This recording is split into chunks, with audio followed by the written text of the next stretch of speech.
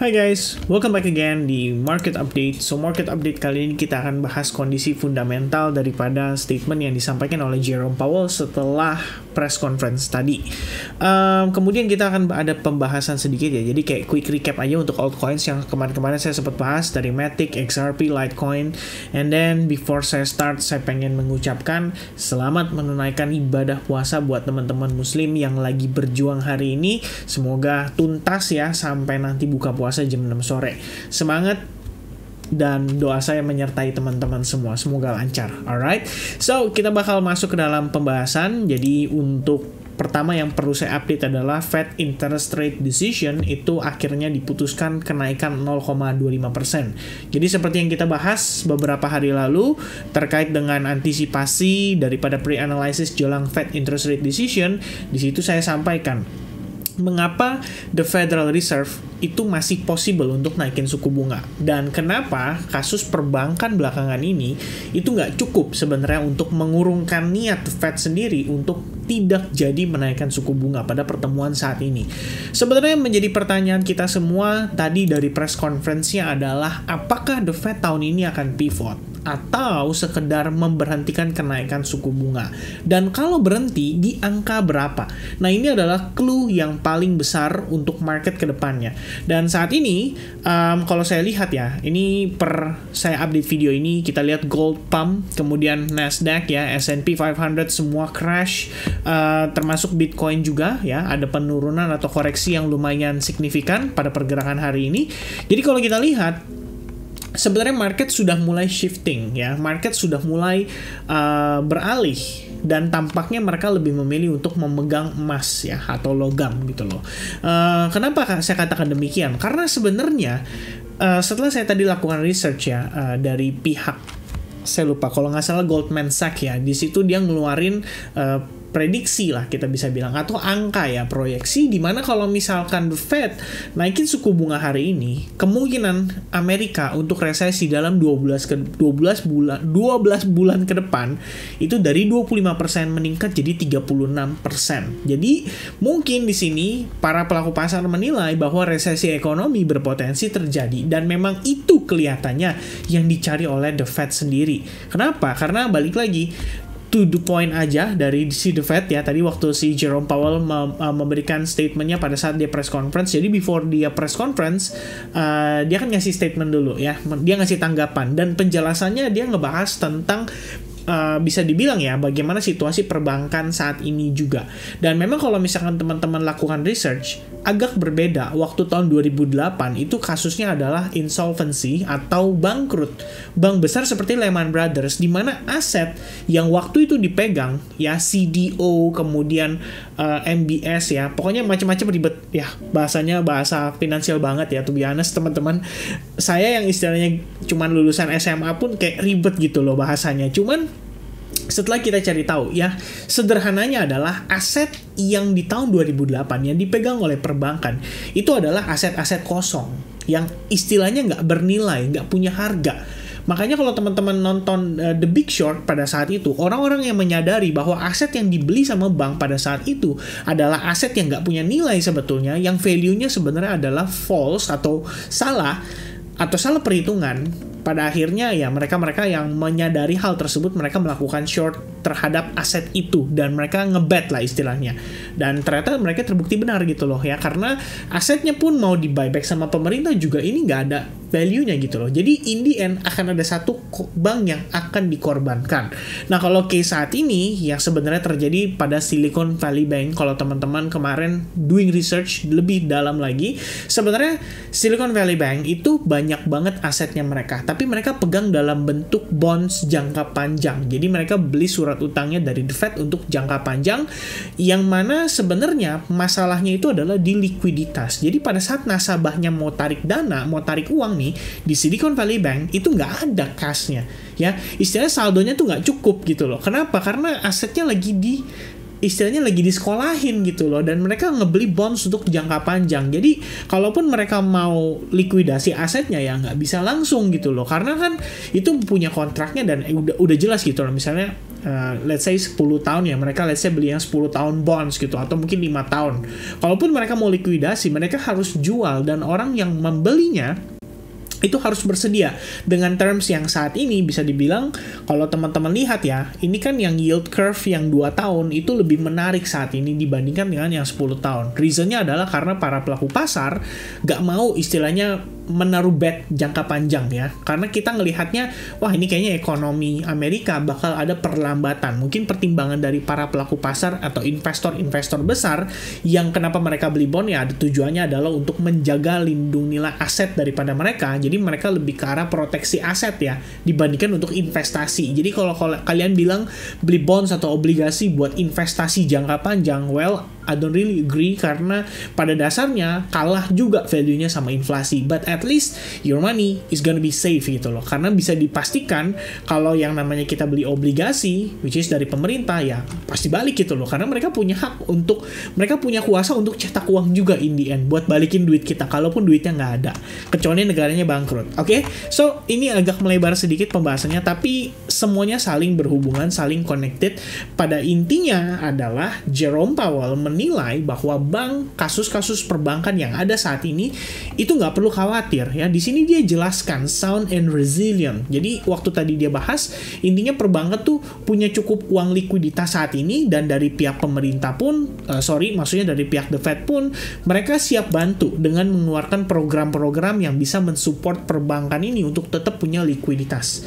So itulah ya yang disampaikan oleh The Fed gitu loh. Nah, jadi sebenarnya secara nggak langsung ketika tadi dia memberikan statement, pada intinya in the end of the year target The Fed itu nggak berubah, tetap di angka 5 sampai dengan 5,25%. Jadi ekspektasinya adalah pada pertemuan bulan Mei mendatang, untungnya nih ya kita punya jarak sekitar 41 hari, jadi mungkin market bisa bebas bergerak aktif dulu sebelum nanti pertemuan bulan Mei, dan di bulan Mei nanti itu The Fed akan naikin lagi 0,25%. Karena targetnya itu di angka 5 sampai 5,25%. Baru kalau kita ngomongin bulan Juni, mungkin The Fed udah mulai tidak naikin suku bunga. So they gonna stay di angka 500 sampai 5,25%. Atau maybe ada rate cut. Tapi masalahnya adalah tadi ketika kita berpikir ya, karena ada beberapa statement dia yang dia ditanya sama publik, sama para wartawan, dan jawabannya tuh agak ambigu gitu loh kalau kita bisa bilang ya. Jadi di sini sampai ada ekspektasi dari para investor mengatakan bahwa 69% kemungkinan The Fed itu akan cut rate mereka pada akhir tahun ini adalah 69% di angka 4,25 sampai 4,5%. Jadi anggapannya para pelaku pasar tadi langsung price in, mereka langsung pada beli gitu loh. Makanya kalau kita ngelihat harga Bitcoin itu sempat nanjak dulu ya pada saat si Jerome Powell ngomong ya, pas lagi proses ngomong lah. Kita bisa lihat dia sempat nanjak dulu nih, ada tail candle-nya panjang kok, ya kan? Kemudian dibanting harganya turun, koreksi dan lumayan signifikan sampai dengan saat ini. Nah, Fed tadinya sempat memberikan pertimbangan ya, jadi we did consider, jadi kita memang mempertimbangkan untuk campaign istilahnya pause ya, kalau bahasanya si The Fed tuh adalah mereka nggak naikin suku bunga, jadi mereka akan tetap mempertahankan angkanya untuk tetap tinggi, tapi tujuannya adalah untuk menekan inflasi kembali ke 2%. Jadi dia bilang ini penting banget untuk kita tetap ya bisa dibilang ya tetap menyampaikan dan melakukan seperti apa yang kita katakan. Jadi dia bahasa Inggrisnya ya, it is important that we sustain that confidence with our actions as well as our words. Jadi apa yang dikeluarkan sama kata-kata mereka ya, mereka actionnya juga harus sama, sejalan gitu loh. Kira-kira seperti itu. Nah, lalu setelah kita ngelihat tadi dia mengatakan itu ya, bahwa ada pertimbangan untuk suku bunga bisa steady, rupanya priced in, para pelaku pasar masuk langsung pada buy, and then suddenly sejam kemudian The Fed ada di kembali lagi Jerome Powell ditanyakan, dan di sini ya, investors are pricing in rate cuts. Are they wrong ya kan?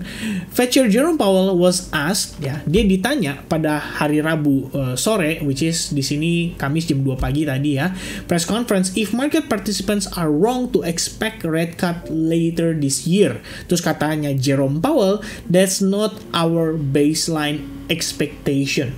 langsung marketnya drop signifikan setelah itu.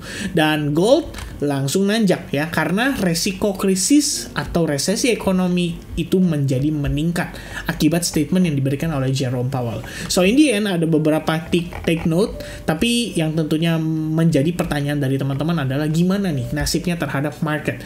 Well, apa yang disampaikan oleh Jerome Powell sebenarnya menunjukkan bahwa dia siap untuk tetap melalui jalan tempuh yang bebatuan lah ya, yang kita bilang yang penuh dengan rintangan, dan salah satu yang dikhawatirkan adalah resesi ekonomi. Jadi memang tentu saja ini akan mempengaruhi ke likuiditas pasar. Jadi kembali lagi teman-teman, apa sih yang bisa membantu sebuah harga daripada kripto aset ataupun daripada suatu aset, ataupun ya pokoknya dari suatu aset atau instrumen untuk dia tetap terlihat bersinar adalah likuiditas ya. Mereka butuh yang namanya duit ya, cash flow. Nah, dengan statement-statement yang disampaikan oleh Jerome Powell, berarti publik disiapkan ya sama dia, istilahnya lu orang harus siap-siap nih, karena gue akan tetap pertahankan di angka segini, dan kalau kedepannya akan ada masalah lagi terkait dengan perbankan dan lain sebagainya, ya nggak perlu khawatir, kita akan support sebisa kita. Tapi di sini ada satu statement pamungkasnya, dia menjelaskan bahwa wait a minute, saya cari dulu ya. Nah, ini dia teman-teman. Tightening credit conditions from bank. Turmoil unclear, but could be quite real. Dia sampaikan seperti itu.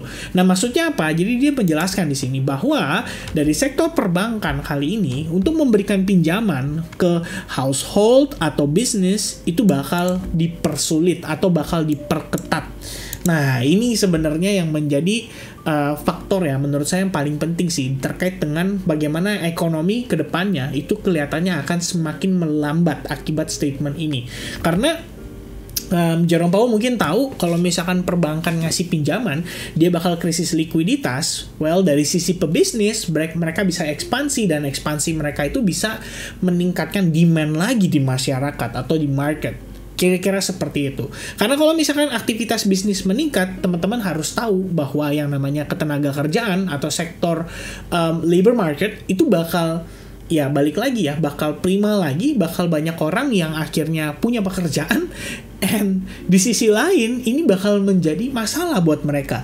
Jadi sebenarnya teman-teman suka nggak suka, mau nggak mau, the Fed itu harus naikin suku bunga dan harus mempertahankan di angka ini karena dia tujuannya adalah untuk menekan inflasi, dan kelihatannya memang dia pengen, ini kalau bahasa kasarnya ya pengen banyak ngebantai orang-orang ya. Jadi istilahnya kalau bisa banyak pengangguran nih ya kan. Yang ideal itu situasinya adalah penganggurannya meningkat sehingga demandnya berkurang dan inflasinya akhirnya ikut turun.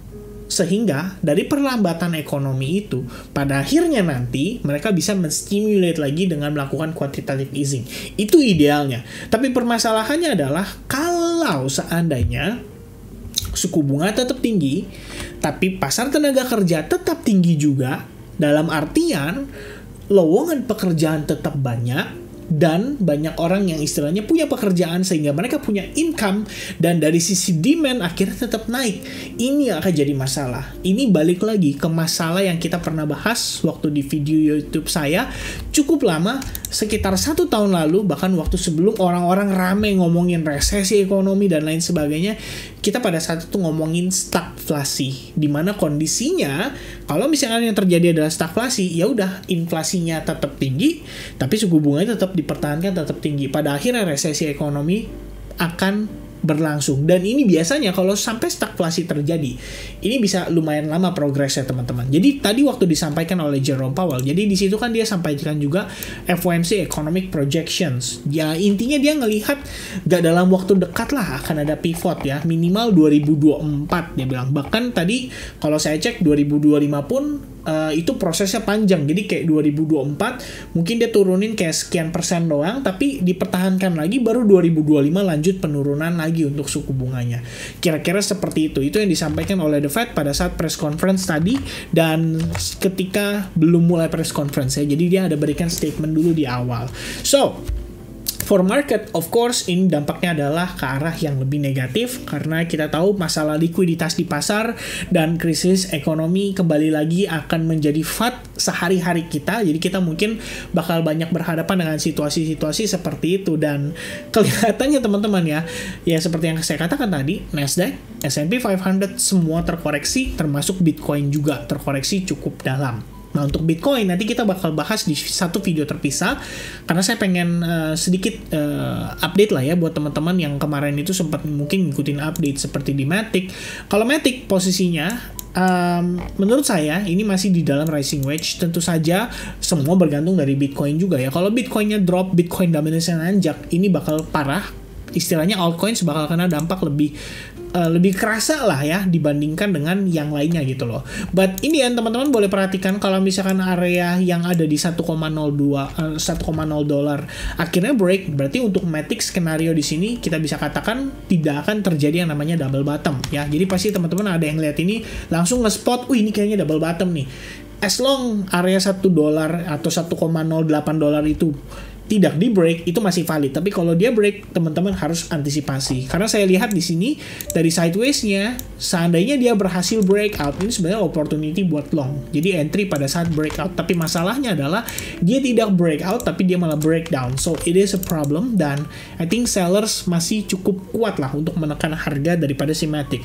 Meanwhile, Litecoin adalah perfect scenario yang kita bahas kemarin. Ada V formation, you see V formation price start to slowing down ya. Istilahnya sellersnya kelihatan mencoba untuk menekan, tapi buyersnya kita mempertahankan sehingga terbentuk sideways and then break. Ya, sebenarnya opportunity untuk long pada Litecoin menurut saya lumayan strong. Belum lagi karena kita tahu juga dia akan ada event block halving. Tapi permasalahannya adalah balik lagi ke Bitcoin dan mungkin bisa ngedrag gitu loh. Tapi kalau misalkan memang Litecoin punya kesempatan dia untuk strong bullish sendirian, well itu adalah privilege ya buat teman-teman yang nge-hold coin Litecoin. I think itu bisa dipertimbangkan. Meanwhile kemarin waktu kita ngelihat XRP nanjak signifikan sampai 0,4 bahkan hampir $0,5 ya dalam satu hari, itu langsung pada nanya, kok bikin dong video XRP, kok gimana tanggapannya soal XRP, gimana menurut saya soal XRP. Nah sebenarnya saya sempat sampaikan juga nih ke teman-teman di advance ya. Jadi XRP waktu kemarin nanjak pagi-pagi jam 2:58 itu saya langsung update ya, XRP ataupun koin-koin seperti Doge atau Shiba memang kadang-kadang memerlukan kita untuk berspekulasi. Setelah penantian panjang, akhirnya harga breakout sangat signifikan. Tapi, teman-teman, umumnya XRP mudah digoreng juga sama bandar. Pump and dump bukanlah hal yang tidak biasa bagi XRP. Jadi saran saya, jangan FOMO. Stay patient. Kalau misalkan ada plan untuk nambah spot, bisa aja sabar nunggu pullback-nya. Dan akan ada kesempatan untuk nyusul. Ya, itu saya update pada saat lagi tiang hijau banget. Dan finally, well, kita ngelihat hari ini ya koreksi terjadi gitu ya. Jadi memang pump and dump itu bukanlah suatu hal yang aneh gitu loh kalau buat XRP.